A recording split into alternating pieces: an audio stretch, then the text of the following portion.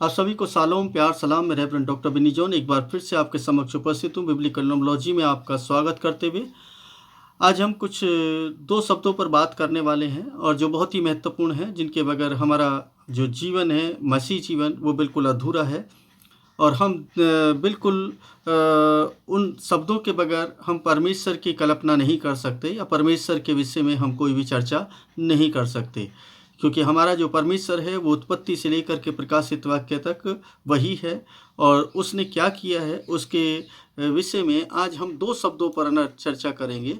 और ये दोनों शब्द जो हैं बहुत ही महत्वपूर्ण हैं। और ये जैसा कि हम बार बार बताते हैं कि बाइबल पूरी न्यूमेरिकल है, तो आज हम उन दोनों शब्दों की न्यूमेरिकल गणना करेंगे और उनको देखेंगे कि वो किस तरीके से परमेश्वर यहोवा को इंडिकेट करते हैं, परमेश्वर यहोवा की तरफ इशारा करते हैं दोनों शब्द।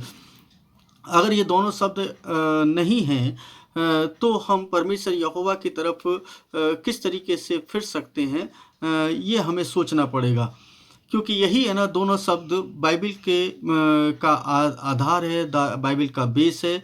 और ये दोनों हिब्रू जो शब्द हैं, हम उनको जब हिंदी इंग्लिश में पढ़ते हैं तो उसका इतना जो अर्थ है, जो उसकी जो मर्मता है, वो सब है ना नज़र नहीं आती। उसका जो मर्म है वो है ना पूरा उजागर नहीं होता है। लेकिन जब हम इसको हिब्रू में देखते हैं तो हिब्रू में इसके जो न्यूमेरिकल वैल्यू है वो जब निकाल करके देखते तो इससे पता चलता है कि परमेश्वर ने एक एक अल्फ़ाबेट को, एक एक अक्षर को, एक एक शब्द को बड़े ही करीने से सजा करके रखा है। तो आज जो हम चर्चा करेंगे वो दो शब्द हैं, एक अखाद, अचाद भी बोलते हैं उसको, अखाद, और दूसरा है अहाबा। तो ये दोनों शब्द जो हैं अपने आप में बहुत ही महत्वपूर्ण हैं और हम देखेंगे कि कैसे यहोवा परमेश्वर जो है इन शब्दों से जुड़े हुए हैं और किस तरीके से ये शब्द दोनों परमेश्वर यहोवा की उपस्थिति को दर्ज कराते हैं और परमेश्वर यहोवा विराजमान है, इसका पता चलता है। हम चर्चा करेंगे इन तमाम बातों पर। और उसके साथ साथ आप लोगों से पहले गुजारिश है कि आप चैनल को सब्सक्राइब कर लें, लाइक कर दें और कमेंट कर दें और दूसरे लोगों को शेयर ज़रूर करें ताकि दूसरे लोग भी सीख सकें। और साथ ही जितने लोग भी बिब्लिकल न्यूमेरोलॉजी सीखना चाहते हैं वो हमारे शनिवार की जो क्लास है 8:30 बजे होती है, आप उसको अटेंड कर सकते हैं। आप अपना व्हाट्सएप करके है ना हमें बता सकते हैं ताकि आपको लिंक भेजा जा सके। चलिए हम चलते हैं पहले अक्षर पर। पहला अक्षर जो कि अखाद है, यानी अचाद भी बोलते हैं उसको, एचैड, अकैद भी मतलब अलग अलग प्रोनाउंसिएशन, क्योंकि हम लोग हिंदी और इंग्लिश भाषी हैं, इंग्लिश भाषा वाले हैं, तो ना हम लोगों को थोड़ा सा कई बार प्रोनाउंसिएशन में थोड़ी सी मुश्किल हो सकती है, लेकिन फिर भी हम ना पूरी कोशिश करते हैं कि किसी भी तरीके से हम उनका सही उच्चारण कर सकें। तो ये अखाद जो है ये एक बहुत ही महत्वपूर्ण वर्ड है। और ये जो अखाद है, चलिए हम अकाद को देखते हैं। और अकाद में जो लिखा है, अखाद या अकाद या अचाद, जो भी है ना, मतलब आप प्रोनाउंसिएशन है ना कई जगह पर कई तरीके से होता है, जैसे मैं बार बार बताता हूँ उसको।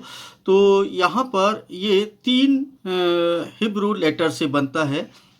नंबर 1 जो पहला लेटर है वो है आलेफ, और दूसरा है खेत, और खेत या चेत भी बोलते हैं, तो खेत, और तीसरा है दलित।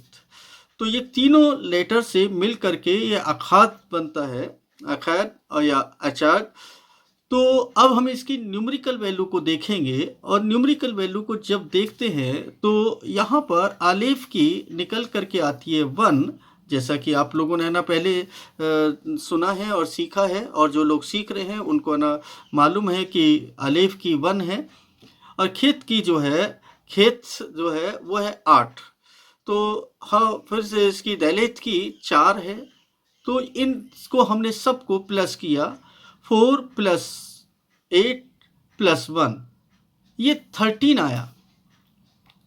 अब इसके साथ साथ हम ये बताते चले कि अखाद का जो मीनिंग है वो है 1, यानी 1।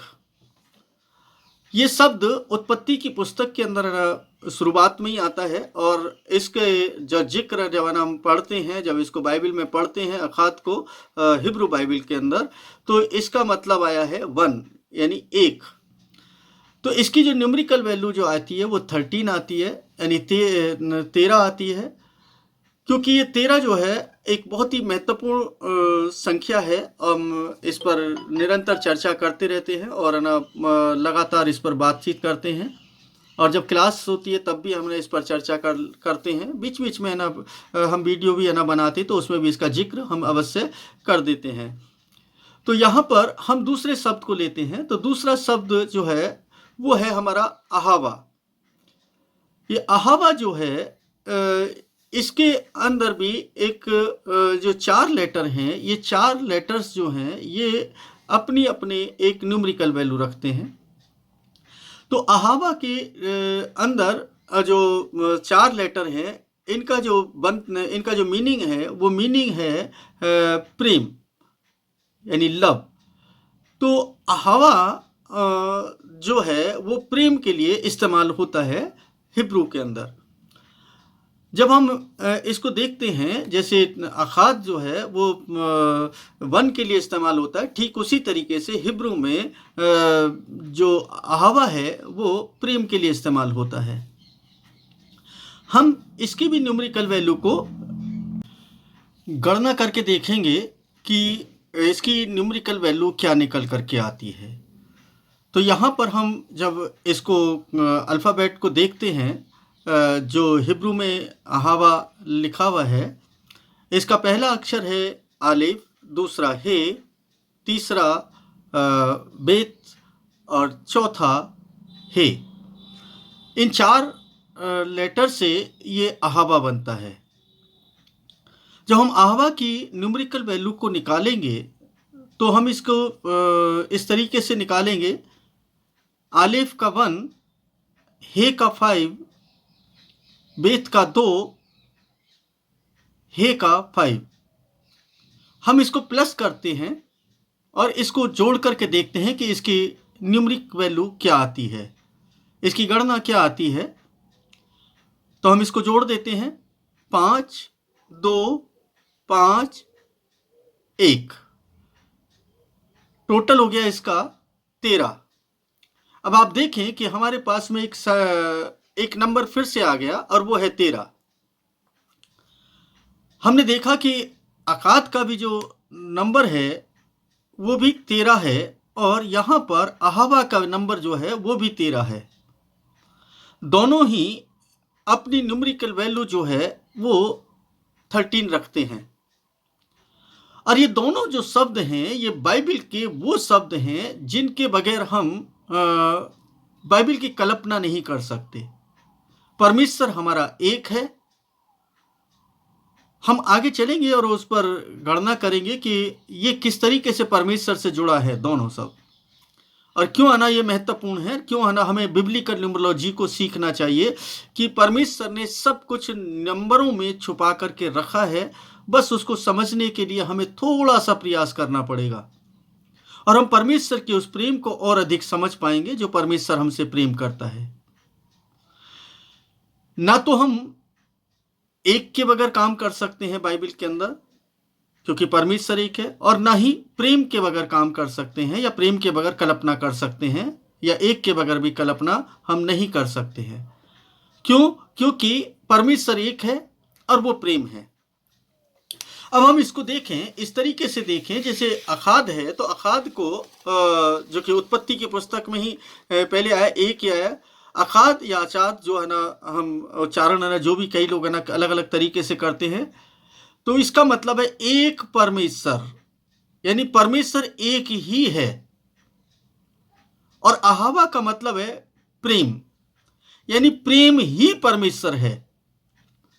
अगर वो एक ही परमेश्वर है और प्रेम ही परमेश्वर है, ये दोनों जो शब्द हैं वो इस बात को हमें बताते हैं कि ये देखो, अब इनकी न्यूमेरिक वैल्यू को भी हम देख लेते हैं। जब न्यूमेरिक वैल्यू जब है देखेंगे तो हमें क्या करना पड़ेगा, फिर से एक बार प्लस करना पड़ेगा। तो हमारे पास जो नंबर है वो है 13, प्लस 13, 13 प्लस 13। अब हम इसको अगर प्लस करते हैं तो ये जो नंबर है हमारे पास में आ जाता है 26। और जब ये 26 आता है तो ये हमें एक नाम की तरफ इंडिकेट करता है, क्योंकि परमेश्वर का एक नाम है और वो जो नाम है वो है याहवे। जब याहवे की हम याहवे को हिब्रू में लिखते हैं, जब उसके ओरिजिनल नेम को लिखते हैं तो वो है योद हे वाव हे, योद हे वाव हे। और जब इसको हम कैलकुलेट करते हैं तो योद का जो नंबर है वो है 10, योद की वैल्यू 10 है, हे की 5 है, वाव की 6 और हे की 5। जब हम इसको प्लस करते हैं, जब हम इसको जोड़ देते हैं तो हमारे पास में एक नंबर निकल करके आता है 26। मतलब ये जो हमारे पास नंबर है ये आ गया हमारे पास 26 नंबर।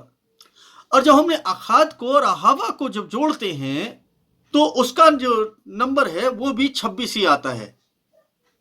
वो नंबर 26 और याहवे का नंबर भी 26। अब देखें कि वो दोनों शब्द अपने आप में एक बात को बोलते हैं कि देखो परमेश्वर जो एक ही है, परमेश्वर जो एक ही है वह प्रेम है और वही यहोवा है। मतलब देखो शब्दों में कितनी गूढ़ बातें छिपी हुई हैं, शब्दों में कितनी महत्वपूर्ण बातें छिपी हुई हैं और कितने रहस्य की बातें छिपी हुई हैं। जो लोग ये कहते हैं कि अरे नहीं है ना, ये तो न्यूमेरिकल है ना, हमें क्या बात कर रहे हैं, तो मैं उनको बताना चाहता हूं, मैं बार बार इस बात को बोलता हूं कि आप इस बात को समझ लें कि बाइबल जो है पूरी तरीके से वो न्यूमेरिक है। आपको उसको उस एंगल पर सोचना पड़ेगा। परमेश्वर बोलता है, परमेश्वर बात करता है, परमेश्वर हमारे साथ में वार्तालाप करना चाहता है, लेकिन एक माध्यम तो बनाएगा ना वो। हम है ना उसको प्रूफ कैसे करेंगे? प्रूफ भी तो करना पड़ेगा। अब यहां पर अगर मान लीजिए हम अखाद को आना देखते हैं और अहावा को देखते हैं तो अखाद जो है वो है ना बताता है 1 यानी एक है, तो इसका मतलब परमेश्वर एक है। और अहावा को जब हम जोड़ते हैं तो उसका जो मतलब है वो है लव यानी प्यार, प्रेम। अब परमेश्वर जो है वो प्रेम है। अब परमेश्वर एक है, प्रेम है, और जब दोनों को जोड़ देते हैं तो ये दोनों एक दूसरे में समाये हुए हैं, क्योंकि वो एक है और परमेश्वर ही प्रेम है। इसलिए यहोवा के अंदर से ही ये दोनों चीजें निकल करके आती हैं, अर्थात यहोवा एक है, यहोवा प्रेम है और यहोवा ही सब कुछ है। इसका मतलब समझ रहे हैं आप कि बिल्कुल न्यूमेरिकल है, कुछ भी अलग नहीं है। और ये बिल्कुल आपको समझ में आ जाना चाहिए कि परमेश्वर जो है बिल्कुल नंबरों में बात करता है और अद्भुत रीति से बात करता है। सो परमेश्वर है ना आप लोगों को बड़ा आनंद दे, परमेश्वर आप लोगों के साथ में बड़ी अद्भुत रीति से कार्य करें और परमेश्वर आपके अंतरात्मा को खोलें, अंतर्दृष्टि को खोलें, ताकि परमेश्वर के उन गूढ़ रहस्य की बातों को समझ सकें। हम ये गणना करते रहेंगे और बाइबल के और भी रहस्यों को उजागर करते रहेंगे। हम और हमारी टीम जो है वो लगातार इस पर ना शोध कर रही है, लगातार ना वो क्रिया कर रही है। और जैसा कि हमने आपको बताया कि हम लोग रिसर्च सेंटर है ना स्टार्ट ना करने वाले हैं मार्च में। जो लोग सीखने वाले हैं वो है ना अपना जो कमेंट है और कमेंट नहीं सॉरी व्हाट्सएप है ना मुझे भेजें, ताकि हम उनका रजिस्ट्रेशन कर सकें और है ना आने वाले समय में हम उन लोगों को बाइबल की उन गूढ़ रहस्यों को सिखाएंगे जो परमेश्वर के वचन में छुपे हैं और जिनको हम लोग नहीं जानते हैं। उसके साथ साथ बेसिक हिब्रू भी हम सिखाएंगे और उनकी न्यूमेरिक वैल्यू, क्योंकि आपको बिब्लिकल न्यूमरोलॉजी के बारे में पूरी है ना ज्ञान हमारे उस रिसर्च सेंटर में मिलेगा। और ये टोटल ऑनलाइन होगा। आप लोग है ना हमसे जुड़ सकते हैं और हमसे कनेक्ट रह कर के आप लोग परमेश्वर के गूढ़ रहस्यों को जानने की कोशिश करें, ताकि परमेश्वर के साथ और अच्छे संबंध को बना सकें। परमेश्वर आप लोगों के साथ हों और परमेश्वर आपको बहुतायत के साथ आशीषित करे। परमेश्वर आप सबसे प्रेम करते हैं और वो एक ही परमेश्वर है और वो यहोवा है। इसलिए आप जान लें कि परमेश्वर आपके लिए नए नए रास्ते खोलता है, नई नई क्रियाएं करता है। तो वो परमेश्वर आपको मौका देता है कि आप बिब्लिकल न्यूमरोलॉजी को सीखें, ताकि उसके ज्ञान को, उसके रहस्य को, उसकी गुप्त बातों को आप समझ सकें और सीख सकें। परमेश्वर आप सभी को बड़ी आशीष और बरकत दे और परमेश्वर आपके साथ हो। इन्हीं प्रार्थनाओं के साथ में प्यार, सलाम, शालोम।